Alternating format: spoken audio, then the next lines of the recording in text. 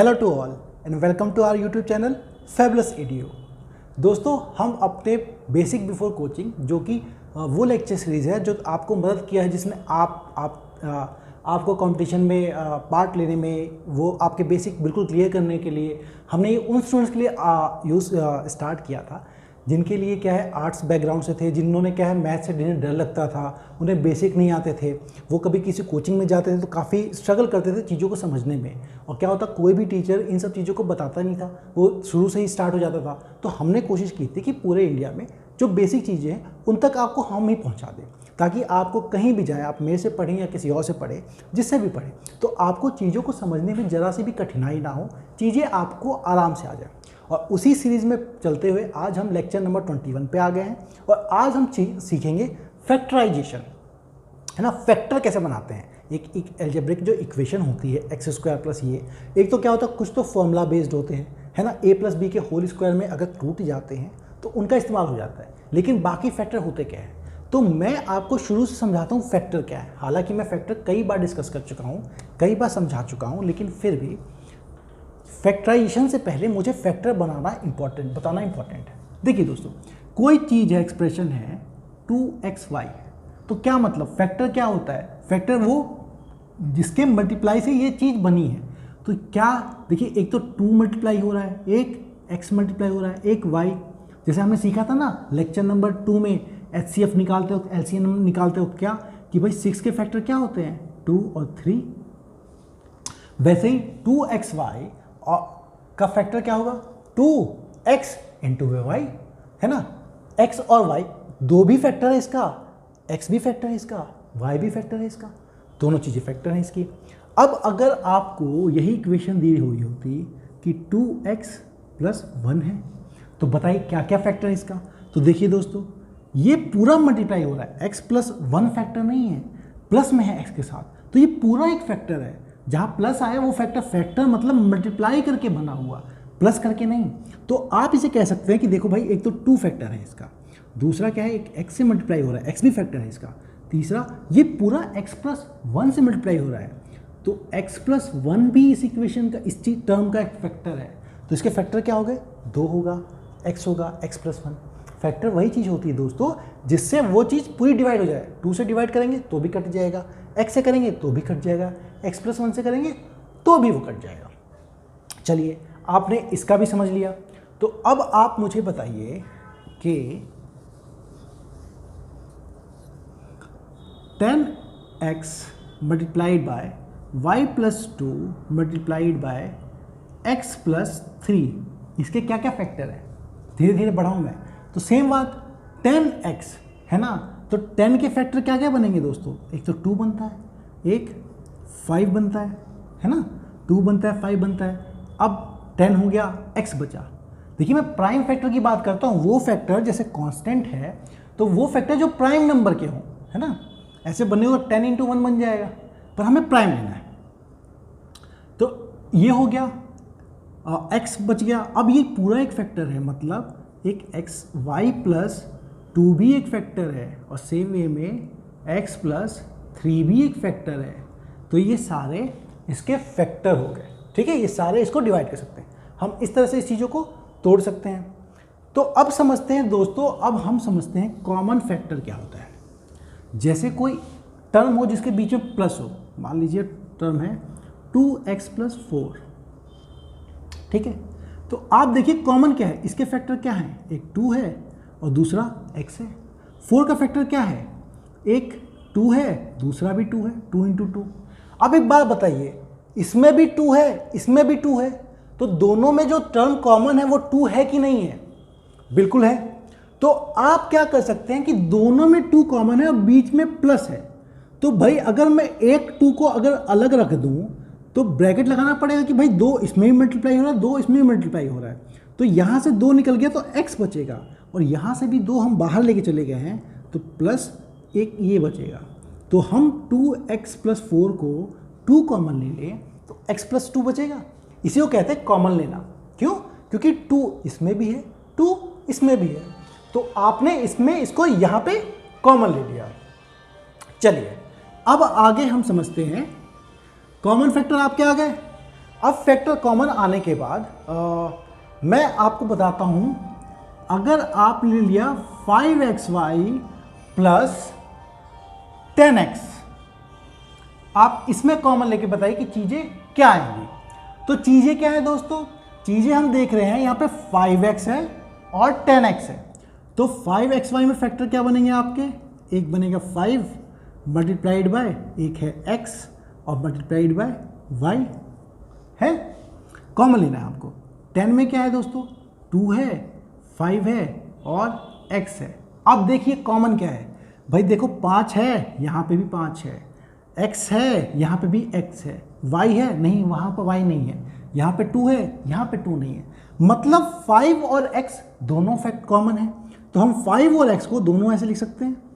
फिर बच क्या गया यहाँ पे बच गया y, बीच में इनके प्लस था, है ना। अब यहाँ पे 5 और x तो हम ले चुके हैं बाहर, बच के गया 2, तो ये देखिए, तो इसको हम डायरेक्टली ये लिख सकते हैं। आपको ये स्टेप समझाने के लिए लिखा था मैंने, ठीक है। तो आप इसको लिख सकते हैं कॉमन लेना, इसे कहते हैं कॉमन ले लिया। तो कई बार क्वेश्चन होते हैं 2l प्लस ये जो भी है, तो कॉमन ले लिया हमने। जैसे हमने रेक्टेंगल पढ़ा था, रेक्टेंगल में क्या पढ़ा था, उसका जो पेरीमीटर होता है, ये पेरीमीटर है उसका, है ना, ये लेंथ है, ब्रेड्थ है। तो क्या कहते हैं भाई, लेंथ 2 बार है, 2l प्लस 2b, इसका पेरीमीटर परिमाप बना, तो 2 कॉमन ले लेते थे, l प्लस b फॉर्मूला बनाते थे हम पेरीमीटर का। इसी तरह से हम 2 कॉमन लेते कि 2 इसमें भी है, 2 उसमें भी है। तो ये चीज़ें आपको समझ में आ गई, कॉमन लेना। तो अब आप ऐसा कीजिए कि मुझे 12a² प्लस आपका क्वेश्चन है 15ab स्क्वायर, इसका आप फैक्टर लेके बताइए कॉमन। मैं आपको सॉल्यूशन आंसर बता देता हूं। आंसर क्या आएगा दोस्तों, इसमें 3 कॉमन है, 3 कॉमन है, ab कॉमन है, आंसर आएगा 3ab, तो 4a प्लस 5b, ठीक है, ये आंसर होगा। अब आप करके बताइएगा सही है कि लिखा है कि नहीं, ठीक है, कमेंट सेक्शन में जरूर बताइएगा। चलो, तो अब हमने ये समझ लिया। अब आप समझिए कि मैंने आपको एक फॉर्मूला सिखाया था दोस्तों, जब हम फॉर्मूले की बात कर रहे थे तो मैंने आपको एक फॉर्मूला सिखाया था। फॉर्मूला क्या सिखाया था, अब हम सोचते हैं कि इक्वेशन को फैक्टराइज कैसे करते हैं, ये इंपॉर्टेंट पार्ट होता है। कई बार क्वाड्रेटिक इक्वेशन जो होती हैं तो उसका हमें फैक्टराइजेशन आना चाहिए, तभी उनसे उस इक्वेशन की वैल्यू आती है, तभी चीज़ें क्लियर होती है, फैक्टराइजेशन आना चाहिए। तो अब फैक्टराइजेशन से पहले आप ये समझ लीजिए, मैंने आपको एक चीज़ बताई थी कि x प्लस a अगर मल्टीप्लाइड हो रहा हो x प्लस b से, है ना, तो इसका मतलब क्या होगा, इसका मतलब होगा x से मल्टीप्लाई हो रहा है, तो ये x² plus a plus b। आपको मैंने शायद last to last lecture number 19 में ये बोला भी था फॉर्मूला, ठीक है, प्लस ab, है ना। तो मतलब इसका क्या है, अगर मेरा x प्लस 2 हो रहा है मल्टीप्लाई x प्लस 3 से, तो हम इसको क्या लिख सकते हैं, x² प्लस 2 प्लस 3 5x और 2 इंटू 3 ab 6, यही चीज़ है। अब हमें सीखनी है कि यहाँ से वापस यहाँ कैसे जाया जाता है, यहाँ से वापस यहाँ, हमें यहाँ से यहाँ तो निकालना आ गया, मल्टीप्लाई करके निकल जाता है। हमें सीखना है कि यहाँ से यहाँ गया जाता है, और उसमें ये फॉर्मूला बहुत ही काम आएगा आपको चीज़ों को समझने के लिए। चीज़ें समझनी कैसे हैं, देखिए दोस्तों, अगर मैं इसको नहीं लिखता, है ना, इसको अगर मैं नहीं लिखता,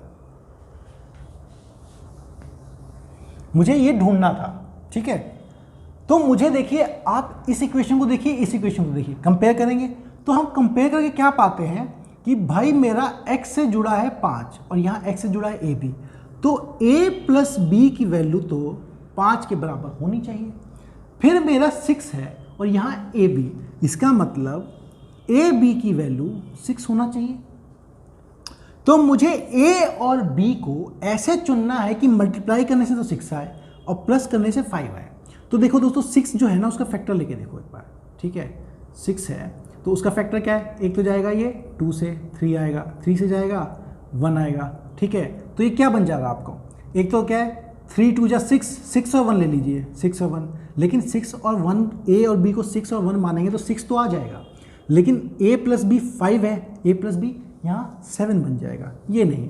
तो अब हम क्या ले सकते हैं, एक 2 है, एक 3 है, एक 1 है, तो ये ले सकते हैं 2, एक 2 ले लूँ, एक 3 इंटू 1 ले लूँ, है ना, तो 2 और 3 बन गया एक।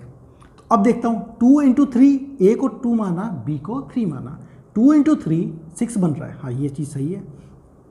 2 प्लस 3 5 बन रहा है, हाँ ये भी चीज़ सही है। इसका मतलब मेरा a 2 है, b 3 है, a 2 है, b 3 है। तो इसको मैं ऐसे लिख सकता हूँ कि भाई यही मेरा x square plus 2 plus 3 x है प्लस 2 इंटू 3 है। और इसको इसके लिखने की जगह सीधे मैं लिख सकता हूँ कि फॉर्मूले में क्या आएगा मेरा, ये आएगा x प्लस a करना था तो x प्लस 2 करना था, और x प्लस b करना था तो x प्लस 3 करना था, है ना। तो आप यहाँ से यहाँ पहुँच गए। तो हमें करना क्या होता है, जो भी ये टर्म हो हमें याद रखना होता है ये टर्म हमारे इन दोनों के सम से बना है, ठीक है। लेकिन तब कब, जब x की वैल्यू यहाँ पे कुछ ना हो, x 1 हो, x के आगे कुछ ना लगा हो। अगर x के आगे कुछ लगा है तो हमें सबसे उसे डिवाइड करना पड़ेगा। मतलब मान लीजिए आपका 2x square plus 3x plus 1 होता, तो ये फॉर्मूला तब बनता है दोस्तों जब x के आगे कुछ ना लगा हो। अगर x के आगे कुछ लगा हुआ है तो मुझे इस 2 को हटाना पड़ेगा, 2 से डिवाइड करना पड़ेगा। तो इक्वेशन जो भी उधर भी होगी तो उसको भी 2 से डिवाइड करना पड़ेगा। लेकिन पहले आप बिना इसके समझिए, इस वाले फॉर्मूले से समझिए, ठीक है। तो मुझे हर बार ये चेक करना पड़ेगा कि भाई 2 ऐसे फैक्टर लूँगा जिससे प्लस करने पे तो ये चीज़ आए और मल्टीप्लाई करने पे ये कोने वाली चीज़ आए। अब आपको समझ में आ गया होगा। तो अब देखिए दोस्तों, इसको लिखने का तरीका है ना, वो तो हमें डायरेक्ट लिख दिया। अगर नहीं लिखते तो मैं ये लिखता x square plus 5x plus 6 था। मुझे पता लग गया 2 और 3 बनते हैं, तो इसको मैं तोड़ूंगा कैसे, एक्स स्क्वायर प्लस 2x में तोड़ूंगा, है ना, प्लस 3x प्लस में 6। हालांकि कहा जाता है कि आपको ये ऐसे तोड़ना है कि इसको और इसको मल्टीप्लाई करने पे वही चीज़ आए, सेम चीज़ है, बात वही है। देखिए दोस्तों, एक्स स्क्वायर को मल्टीप्लाई कीजिए 6 से तो 6x स्क्वायर बनेगा, एक ही चीज़ है ना। तो यहाँ पे देखिए 2x और 3x को मल्टीप्लाई कीजिए तो 6x स्क्वायर ही तो बनेगा। तो आप ऐसे समझ लीजिए कि ये टर्म मल्टीप्लाइड बाय ये टर्म, जो चीज़ होगी वही चीज़ इन दोनों को ऐसे तोड़ो कि ये बन जाए, ठीक है। अब देखिए दोस्तों, इसमें भी x है, इसमें भी x है, x कॉमन ले लूँगा, ठीक है। तो ये क्या बन जाएगा, x प्लस 2। अब इसमें भी 3 है, इसमें भी 3 है, तो 3 कॉमन ले लूँगा, ये क्या बन जाएगा, x प्लस 2। अब ये x प्लस 2 यहाँ भी है, x प्लस 2 यहाँ भी है, इस पूरे x प्लस 2 को भी तो कॉमन ले सकता हूँ मैं, तो x प्लस 2 को कॉमन ले लेंगे, बच क्या जाएगा, x प्लस 3। हो गया फैक्टर इसका। अब आपको चीज़ें थोड़ी समझ में आ गई होंगी। तो ऐसा करता हूँ, एक और फैक्टर लेता हूँ मैं, इसका आप भी निकालेंगे, मैं भी निकालूंगा, तब चीज़ों को समझेंगे। माइनस में लेते हैं इस बार, y square minus 7y plus 12। तो मुझे क्या करना है, y इंटू, मतलब इसके आगे क्या है, कुछ नहीं है, y इंटू 12y बनना चाहिए 12, मुझे 12 आना चाहिए मल्टीप्लाई करके, और जोड़ के -7 आना चाहिए, है ना। y के आगे -7 है। तो अब देखिए हम 12 को तोड़े कैसे, 12 का एलसीएम लेते हैं। एक तो 2 बार में जाएगा 6 आएगा, फिर 2 बार में जाएगा 3 आएगा, फिर 3 1, है ना। तो एक तो क्या ले सकते हैं आप, एक ही ले सकते हैं, 2 इंटू 2 4 3 जा 12। एक तो ले लो आप 12 और 1, तो 12 और 1 लोगे, दोनों को जोड़ोगे तो 7 बनेगा क्या, नहीं बनेगा भाई, -7 तो नहीं बनेगा। तो क्या लेता हूँ मैं, अब मैं लेता हूँ 6 इंटू 2, ये भी 12 होता है, तो 6 इंटू 2 12 तो बन जाएगा, लेकिन 6 को 2 से जोड़ने की 7 बनेगा क्या, नहीं, तो ये भी नहीं। अब क्या लेता हूँ मैं, 3 और इंटू में 3 2 जा, ये 2 2 जा 4, एक लेता हूँ 4, एक लेता हूँ 3। अब इन दोनों को मल्टीप्लाई करेंगे तो 12 तो बन जाएगा, ऐड करेंगे 7 भी बन जाएगा, है ना। तो अब मैं इसको लिख सकता हूँ वाई स्क्वायर माइनस, एक को 4 है y, एक को 3y, है ना, प्लस 12। अब इसमें कॉमन क्या है दोस्तों, y कॉमन है, तो y लिया, y माइनस 4।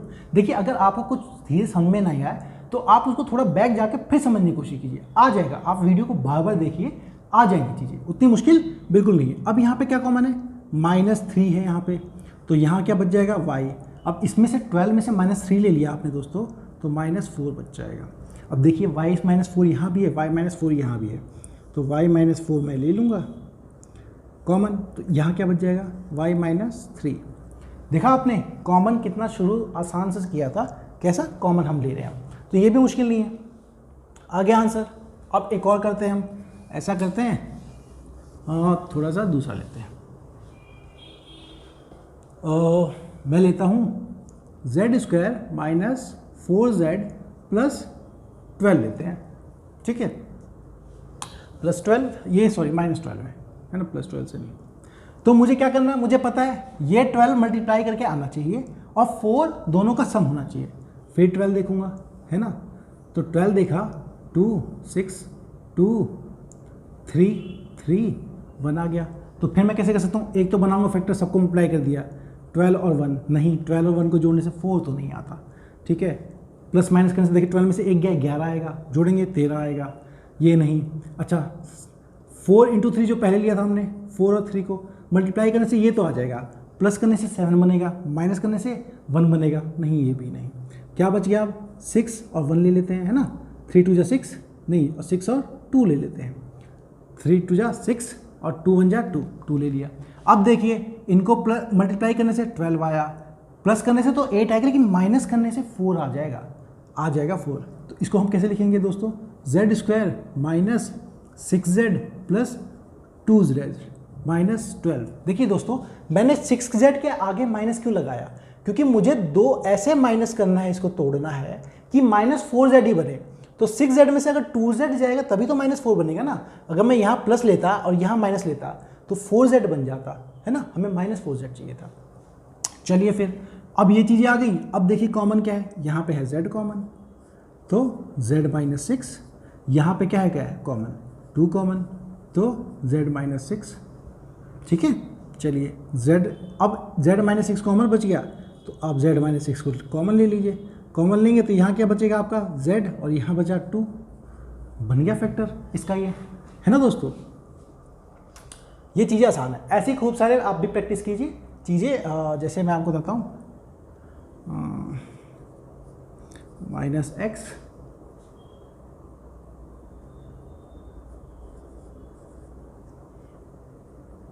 -30, इसका निकालिए फैक्टर, प्रैक्टिस कीजिए, कमेंट सेक्शन में बताइए।